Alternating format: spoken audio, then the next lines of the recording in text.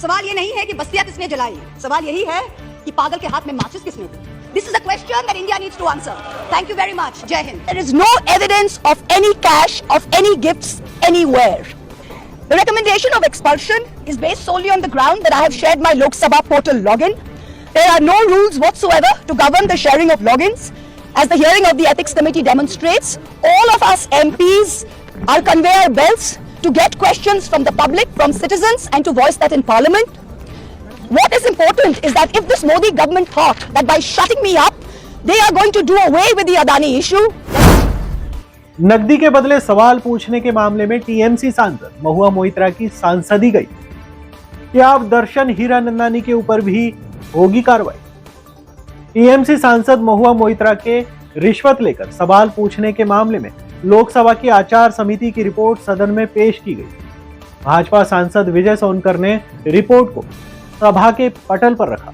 करीब आधे घंटे की चर्चा के बाद लोकसभा ने आचार समिति की उस रिपोर्ट को मंजूरी दे दी, जिसमें टीएमसी सांसद महुआ मोइत्रा को निष्कासित करने की सिफारिश की गई थी। सदन ने महुआ मोइत्रा को निष्कासित करने की संबंधी संसदीय कार्य मंत्री प्रहलाद जोशी के प्रस्ताव को स्वीकृति प्रदान की।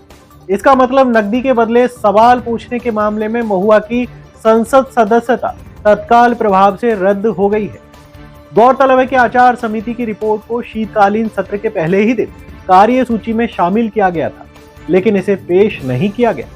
लोकसभा सचिवालय द्वारा शुक्रवार के लिए जारी कामकाज की संशोधित सूची में आचार समिति की रिपोर्ट को एजेंडा आइटम नंबर 7 के रूप में सूचीबद्ध किया गया था। उधर रिपोर्ट पेश होने और विपक्ष के मत विभाजन की मांग के मद्देनजर भाजपा ने व्हिप जारी कर अपने सांसदों को उपस्थित रहने का निर्देश दिया था। अब असल में आपको पूरा मामला समझा देते हैं। दरअसल रिश्वत लेकर संसद में सवाल उठाने के मामले में घिरी टीएमसी सांसद महुआ मोइत्रा को लेकर बिजनेसमैन दर्शन हीरानंदानी ने कई बड़े खुलासे किए थे। हीरानंदानी ने अपने दस्तखत के साथ एक हलफनामा जारी किया था। इसमें दावा किया गया कि उनके पास महुआ का लोकसभा का लॉगिन आईडी और पासवर्ड था।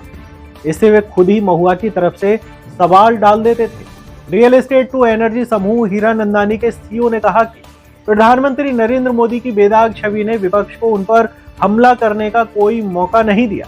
ऐसे में महुआ मोइत्रा ने मोदी सरकार को बदनाम करने के लिए अडानी पर निशाना साधने का रास्ता चुना। दुबई में कारोबार चला रहे व्यवसायी दर्शन हीरानंदानी ने कहा था कि टीएमसी सांसद महुआ मोइत्रा ने जरूरत पड़ने पर उनकी ओर से सीधे सवाल पोस्ट करने के लिए उन्होंने अपना संसद लॉगिन और पासवर्ड दिया था। हीरानंदानी ने एक हलफनामे में कहा कि मेरे साथ कुछ जानकारी साझा की गई, जिसके आधार पर जब भी जरूरत पड़ी मैंने उनके संसदीय लॉगिन का उपयोग करके सवालों का मसौदा तैयार करना और पोस्ट करना जारी रखा। उद्योगपति ने कहा कि महत्वपूर्ण बात यह है कि वह भी मुझसे बार बार मांगे करती थी और मुझसे हर तरह की मदद मांगती थी, जिसमें मुझे उनके करीब रहने और समर्थन पाने के लिए सारी मांगों को पूरा करना पड़ता था। जो मांगे की गई और जो मदद मांगी गई उनमें उपहार देना भी शामिल था।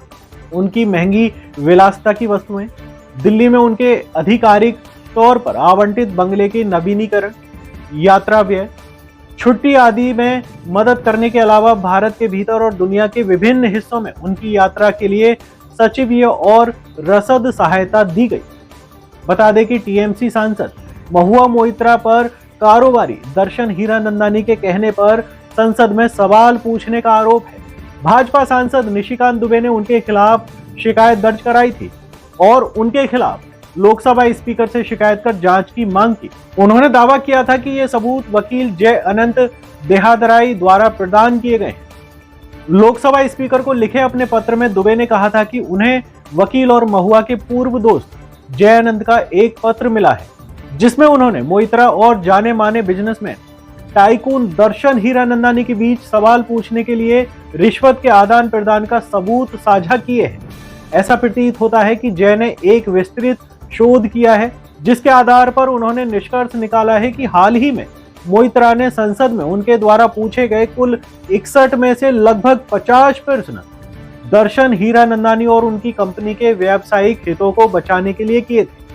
हालांकि महुआ मोइत्रा ने जय अनंत का जिक्र करते हुए उन्होंने कहा कि आरोप झूठे और निराधार हैं लेकिन आरोप यह भी है कि यह कारोबारी दर्शन हीरानंदानी अलग अलग स्थानों से अधिकतर दुबई से सवाल पूछने के लिए मोइत्रा की लॉगिन आईडी का इस्तेमाल करते थे। इन आरोपों के सामने आने के बाद लोकसभा अध्यक्ष ने पूरा मामला आचार समिति के पास भेज दिया था और यही वजह है कि महुआ की सांसदी चली गई।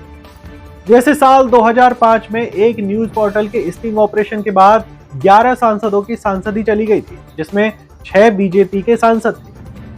अब सवाल उठा है कि सजा के तौर पर तो महुआ मोइत्रा की सांसदी चली गई, लेकिन क्या कारोबारी दर्शन हीरानंदानी के ऊपर भी कोई मामला सरकार बनाती है कि नहीं, यह देखने वाली बात होगी।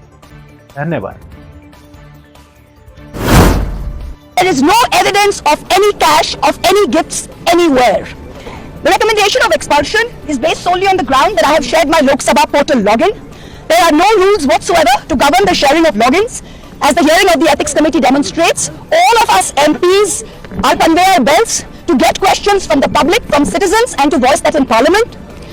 What is important is that if this Modi government thought that by shutting me up, they are going to do away with the Adani issue, let me tell you this, that this kangaroo court has only shown to the whole of India that the haste and the abuse of due process you have used demonstrates how important Mr. Adani is to you and to what length you will go to harass a single woman MP into shutting her into submission. Tomorrow the CBI will be sent to my house. I'm sure they will harass me for the next 6 months. But I would like to ask, what about the 13,000 crore coal scam of Mr. Adani that the CBI and the ED have not found place to look at? You tell me I have compromised national security with a login portal? Mr. Adani is buying all our ports, all our airports, and his shareholders are foreign professional investors, and the Ministry of Home Affairs is giving them clearance to buy all our infrastructure. Ramesh Biduri stands up in Parliament and says to Danish Ali, he's one of 26 Muslim MPs, only one of 26. In a country of 200 million Muslims, the BJP has 303 MPs and has not sent one Muslim to Parliament. Ramesh Biduri stood up and told Danish Ali, ye bhadwa, ye katwa, no action has been taken. Nothing has been taken. You hate minorities. You hate women. You detest Nari Shakti. You cannot handle power and authority.